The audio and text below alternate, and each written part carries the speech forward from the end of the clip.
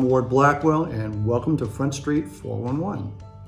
Now, last time on the 411, I mentioned a survey PDA had put out to all our members asking what third-party payer issues should be our highest priority in the 2021 legislative session.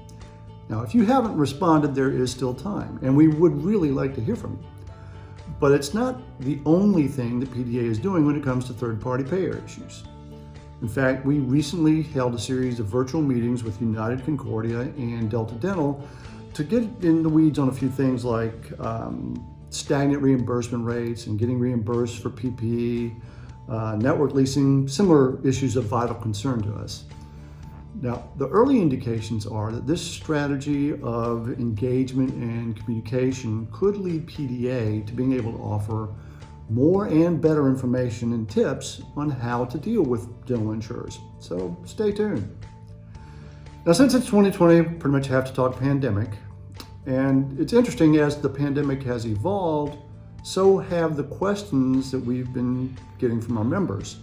And one of the more common ones these days is, does a COVID positive employee have to have a negative test before they can return to work? Well, according to the CDC and the Pennsylvania Department of Health, the short answer is no.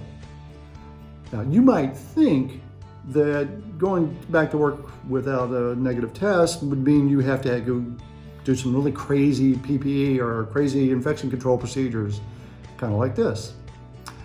The real answer is a lot simpler. Basically, the COVID positive healthcare provider simply needs to have had 10 days elapsed since the onset of symptoms and gone 24 hours without fever without using medication. A COVID positive provider who was tested positive but had no symptoms simply needs 10 days from the date of the positive test. Now, testing can be used to shorten that 10-day waiting period. And there are also some situations in which the 10-day period has to be a little longer. It really gets kind of complicated. The best way to make the right decision is to have all the details, and the best way to get all the details is to go to the PDA website page that has COVID-19 resources. Look under the heading Practicing During COVID-19. You'll see a whole lot of important links to great resources there, and roughly the last half of those listed all deal with a patient or provider being exposed to or positive for COVID-19. So, sticking with the pandemic, another question that we get a lot these days has to deal with CPR certification. Now, you should know the State Board of Dentistry will consider any certification in effect as of March 17, 2020 to be good through the end of this year. But as it stands right now, existing regulations come back into effect as of January 1, and that includes the requirement for a hands-on course from a state board approved provider.